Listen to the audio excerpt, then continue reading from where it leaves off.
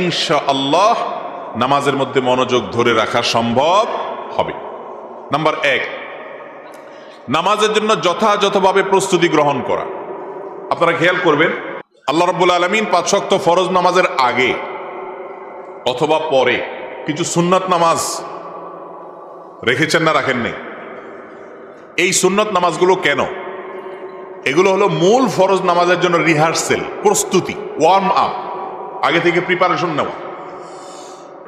তো নামাজের জন্য প্রস্তুতিটা যদি ঠিকঠাক মতো হয়, সুন্দরভাবে হয়, ইনশাআল্লাহ নামাজে মনোযোগ ধরে রাখা যাবে। কিভাবে ঠিকঠাক মতো প্রস্তুতি করবেন? ওযুটা ভালোভাবে হইতে হবে, এর প্রভাব এবং এফেক্ট নামাজের উপরে পড়ে। নামাজের আগে যে আমরা ওযু করি, এই ওযুটা যদি সুন্দর হয় তাহলে নামাজের মধ্যে মনোযোগ থাকে। নবী করিম সাল্লাল্লাহু আলাইহি সাল্লাম ওযুর যত নির্দেশ দিয়েছেন সব নির্দেশেই তিনি একটা শব্দ বলেছেন, তা হলো আসবিগুল ওযু, ইসবাগুল ওযুর কথা বলেছেন। ইসবাগুল ওযু মানে হলো ওযুকে সবচেয়ে সুন্দরভাবে করা, উত্তম রূপে করা। উত্তম রূপে ওযু আবার কি? ওযু নিয়ে একটা দীর্ঘ আলোচনা আমাদের আছে, অনলাইনে দেখে নিতে পারেন আপনারা। উত্তম ওযু মানে হলো ওযুতে কোনো অঙ্গ প্রত্যঙ্গ যেন শুকনো না থাকে, খুব ভালোভাবে খেয়াল করা। ওযু করতে গিয়ে পানি এতগুলো অপচয় করলেন, সেটাও সুন্দর ওযু হলো না।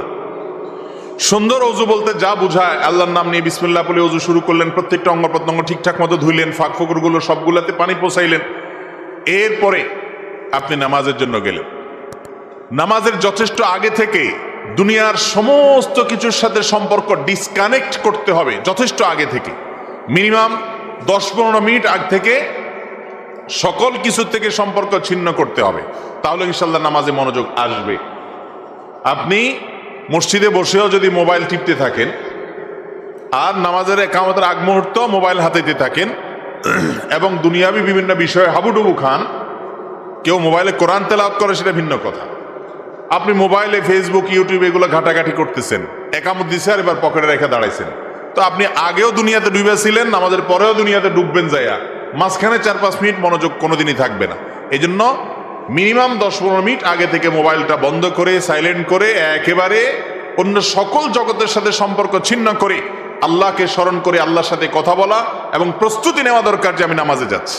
তাহলে ইনশাআল্লাহ নামাজে মনোযোগ থাকবে। আগে থেকে যথাযথভাবে সময় নিয়ে নামাজের জন্য অপেক্ষা করতে হবে এবং সবকিছুর সাথে সম্পর্ক ছিন্ন করতে হবে। নাম্বার 2, দ্বিতীয় কাজ হলো নামাজের মধ্যে আমরা কি পড়ি বেশিরভাগ মানুষই আমরা বুঝি না, মন্ত্রের মতো শুধু পড়ে যাই।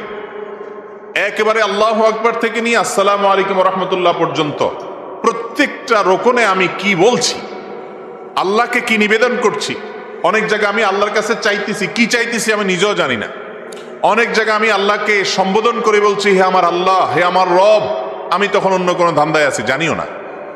তো এই জন্য নামাজের ভেতরে আমরা যে সমস্ত দোয়া, দুরুদ, সূরা, কেরাত, তাসবিহ, তাহলিল পড়ি, এগুলোর অর্থ জানতে হবে। অর্থ জানা কোনো কঠিন কিছু না, একেবারে সহজ। আপনি একদিন মসজিদের ইমাম সাহেবকে বললে আপনাকে অর্থগুলো ধরাই দিবে। কমন যে কয়টা সূরা পড়েন সেগুলোর অর্থগুলো দেখে নেবেন, সূরা ফাতিহার অর্থটা একটু দেখে নেবেন এবং সেগুলাকে মনে মনে চিন্তা করবেন আপনি কি বলতেছেন আল্লাহকে। তাহলে ইনশাআল্লাহ মনোযোগ থাকবে। মনকে একটা ডিউটি দিতে হবে। ডিউটি যদি না দেন সে তো অন্যদিক ছুট দিবেই। ডিউটি দিবেন কি, যে তুমি কি পড়ছো সেটা বুঝতেছো কি না। না বুঝলে নামাজের পরে ইমাম সাহেবের কাছে যা বলবো, হুজুর এইটা আজকে যে সূরা পড়লেন এখানে কি বলছেন, বা এই দোয়াটার অর্থটা কি। আর যদি বুঝেন তাহলে এটাকে স্মরণ করবেন, যতটুকু বুঝেন ইনশাআল্লাহর মাধ্যমে নামাজে মনোযোগ আসবে। 3 নম্বর কাজ হলো মনোযোগ নষ্ট হতে পারে এমন সমস্ত দুয়ার বন্ধ করা। কথার কথা, নামাজের সামনে এমন জায়নামাজ নিয়ে দাঁড়াইলেন আপনি, যে জায়নামাজ অনেক চাকচিক্যপূর্ণ, আপনার মনোযোগ নষ্ট করে। নামাজে দাঁড়াইলেন, পেটে প্রচন্ড ক্ষুধা, এদিকে খাবার ডাইনিং টেবিলে রেডি করে রাখা আছে, তখন আপনার মন যাবে খানার দিকে, এটাই স্বাভাবিক। এই জন্য সুন্নত হলো কেউ যদি খুব বেশি ক্ষুধার্ত থাকে তাহলে সে আগে খেয়ে নিবে, তারপর নামাজ পড়বে, যাতে মনোযোগ নষ্ট না হয়। এখন আমাদের কাছে নামাজটা হলো বোঝা, নামাজটা পড়ে ফেলি, ঝামেলা শেষ, এরপরে আরামসে খাবো। কেন আমরা এরকম করতে পারি না যে খানাটা একটা ঝামেলা শেষ করে ফেলাই, তারপরে আরামসে নামাজ পড়বো? এটা হওয়া উচিত। কথা কি বুঝতে পারছি? তাহলে নামাজে মনোযোগ ধরে রাখার জন্য 3 নম্বর করণীয় হলো মনোযোগ নষ্ট করতে পারে সেই সকল বিষয় থেকে নিজেকে দূরে রাখার চেষ্টা করা। নবী করিম সাল্লাল্লাহু আলাইহি সাল্লামকে একবার একটা জায়নামাজ দেওয়া হলো। এই জায়নামাজ ছিল একটু কালারফুল, বিভিন্ন কালার টালার কারুকার্য হয়তো ছিল। তখন তিনি বললেন, তোমরা আমাকে এমন জায়নামাজ দিলা যেটার এই কারুকার্যের কারণে আমার মনোযোগে ডিস্টার্ব হচ্ছে, এটা সরাও। একটা প্লেন কাপড় আনলেন, তারপর সেটার উপর নামাজ পড়ছে। তাইলে বোঝা গেল যে নামাজে মনোযোগ নষ্ট হতে পারে, এই সব বিষয়গুলো আগে কি করতে হবে, সরাইতে হবে। আজকাল মসজিদগুলোতে মাশাআল্লাহ পশ্চিম দিকের ওয়ালে এত চাকচিক্য, এত জাকজমক, এত ঝাড়বাতি এটা সেটা রাখা হয়। মুসল্লি মাশাআল্লাহ দাঁড়ায় ওই ঝাড়বাতি গনে এবং অন্যান্য ধান্দা করে। ঠিক না বে ঠিক? নামাজে মনোযোগ সৃষ্টির জন্য 4 নম্বর কাজ হলো কিছুটা বৈচিত্র্য আনা। সূরা কেরাত এবং দোয়া দুরুদের মধ্যে কি করা ভাই? বৈচিত্র্য আনা। বৈচিত্র্য আনা মানে বুঝেন, রুকুতে তাসবিহ আমরা একটা শিখছি ছোটবেলায়, সুবহান রাব্বিয়াল আযীম। অথচ এই সুবহান রাব্বিয়াল আযীম ছাড়াও আরো বিভিন্ন তাসবিহ নবীজি সাল্লাল্লাহু আলাইহি সাল্লাম রুকুতে পড়তেন। আমরা শুধু একটা শিখছি। সুবহান রাব্বিয়াল আযীম শিখতে কত সময় লাগে? এটা বাচ্চাও তো পারে, 2 বার শুনলে 3 বার শুনলে মুখস্থ হয়। রুকুতে আরো তাসবিহ আছে, সেই তাসবিহগুলো শিখেন। সেজদাতেও সুবহান রাব্বিয়াল আলা ছাড়া আরো তাসবিহ আছে, এগুলো শিখেন। সুবহুন কুদ্দুস রব্বুল মালাইকাতি ওয়ার রূহ, এটাও একটা তাসবিহ। নবী করিম সাল্লাল্লাহু আলাইহি সাল্লাম এটাও মাঝে মধ্যে পড়তেন, সুবহানাল্লাহি ওয়া বিহামদিহি। রুকুতে সেজদাতে যে সমস্ত তাসবিহ নবী করিম সাল্লাল্লাহু আলাইহি সাল্লাম পড়তেন, একটা নয়, সেটা কয়েক আইটেমের। ইমাম সাহেবকে জিজ্ঞাসা করবেন, হুজুর রুকুতে কি কি তাসবিহ, কয় আইটেমের তাসবিহ আছে, সেজদাতে কয় আইটেমের তাসবিহ আছে? একদিন সুবহান রাব্বিল আযীম পড়েন, একদিন সুবহুন কুদ্দুসুন পড়েন, একদিন অন্যটা পড়েন। মোটামুটি যখন বৈচিত্র্য আনবে সূরার মধ্যে, সূরা ফাতিহা তো চেঞ্জ করা যাবে না, এটা তো নামাজ হবে না, সূরা ফাতিহা তো বাধ্যতামূলক। এর পাশাপাশি অন্য সূরা যেটা পড়বেন ওই কমন। বেশিরভাগ লোককে জিজ্ঞাসা করলে দেখা যায়, বা বেশিরভাগ লোকের ক্ষেত্রে দেখা যায় যে সূরা কাফিরুন আর সূরা কুল হুয়াল্লাহ বা ইন্নাতাইনা আর কুল হুয়াল্লাহ দিয়ে শর্টে মেরে দেয়। ঠিক না বে ঠিক? কুল হুয়াল্লাহ সূরাকে মহব্বত করলে অনেক সওয়াব হবে, কোরআনের 3 ভাগের 1 ভাগ তেলাওয়াতের সওয়াব হয় কুল হুয়াল্লাহ সূরা পড়লে। কিন্তু এর মানে এই না যে আপনি হুলস্থুল করে পড়বেন এবং এটা তাড়াহুড়া করে ফাঁকি দেওয়ার জন্য পড়বেন, তাহলে সেই ফজিলত হাসিল হবে না। ভাইরা আমার, তাহলে নামাজের মধ্যে বৈচিত্র্য আনতে হবে। সূরা কেরাতের মধ্যে যে একদিন কুল হুয়াল্লাহ পড়েন, আরেকদিন আলাম তারা পড়েন, আরেকদিন আরেকটা পড়েন, নতুন নতুন জিনিস মুখস্থ করেন, সেটা নামাজের মধ্যে পড়লে মনোযোগটা সেদিকে যাবে ইনশাআল্লাহ বিইذনিল্লাহ। 5 নম্বর বুদ্ধি হলো রুকু এবং সিজদা এবং সমস্ত রোকনগুলোকে যত লম্বা করতে পারেন, এটাতে মনোযোগ আসবে। দাঁড়ায়া নর্মালি আপনি হয়তো 30 সেকেন্ড, 40 সেকেন্ড, 50 সেকেন্ড থাকেন বা 1 মিনিট থাকেন, এটাকে আপনি একটু বাড়ান। আলহামদুলিল্লাহি রাব্বিল আলামিন আর রহমানির রহিম মালিকি ইয়াউমিদ্দিন। সূরা ফাতিহার প্রত্যেকটা আয়াতের পরে থামাটা সুন্নাত। নবীজি সাল্লাল্লাহু আলাইহি সাল্লাম বলেছেন, আল্লাহ তাআলা হাদিসে কুদসিতে বলেছেন, সালাতা বাইনি ওয়া বাইনা আবদি নিসফাইন, আমি নামাজকে অর্থাৎ সূরা ফাতিহাকে আমার বান্দার মাঝে অর্ধেক অর্ধেক ভাগ করেছি। বান্দা যখন আলহামদুলিল্লাহ রাব্বুল আলামিন পড়ে আল্লাহ জবাব দেন, আবার রহমান রহিম পড়ে আল্লাহ জবাব দেন, মালিক ইয়াউমিদ্দিন পড়েন আল্লাহ জবাব দেন। আপনি ওই কথা যদি চিন্তা করেন যে আমার প্রত্যেকটা আয়াতের শেষে আল্লাহ জবাব দিচ্ছে, তাহলে আপনি টান দিয়ে আলহামদুলিল্লাহ রাব্বুল আলামিন আর রহমানির রহিম মালিক ইয়াউমিদ্দিন ইয়াকা না'বুদু ওয়া ইয়াকা নাস্তাঈন ওয়ালাদ দাল্লিন আমিন এক নিঃশ্বাসে পড়বেন। আর আমাদের তো হাফেজ সাহেবরা রমজান মাসে এক নিঃশ্বাসে সূরা ফাতিহা পড়লে বলে মাশাআল্লাহ, বাপের বেটা। এটা বাপের বেটা না, এটা মায়ের বেটা। তাড়াহুড়া করে পড়তে পারার ভিতরে কোনো কল্যাণ নাই। যত ধীরে ধীরে পড়তে পারেন তত ভালো। তো যাই হোক, 5 নম্বর বলছিলাম যে রোকনগুলাকে লম্বা করা। ধীরে ধীরে আয়াত পড়ে একটু থেমে আবার একটা আয়াত পড়লেন, এভাবে সময় নিয়ে পড়লেন। এরপরে ধীরে ধীরে আস্তে করে রুকুতে গেলেন। আমরা যেভাবে যাই, রুকু থেকে উঠে রুকু যাওয়ার সময় ধমাস করে চলে যাই, আবার ধপাস করে উঠে যান। ওই যে হিজবুত তাওহীদের লোক আছে কতগুলা, এগুলার নামাজ ফেসবুকে দেখা যায়। এরা নামাজ পড়ে আর্মিদের ট্রেনিং এর মতো, লেফট রাইট ধপাস ধপাস করে। এর নামাজ দেখলে সাধারণ কোনো মানুষ দেখলেও ভয় পাবে যে মনে হয় মারামারির কোনো ট্রেনিং মেনিং নিতেছে।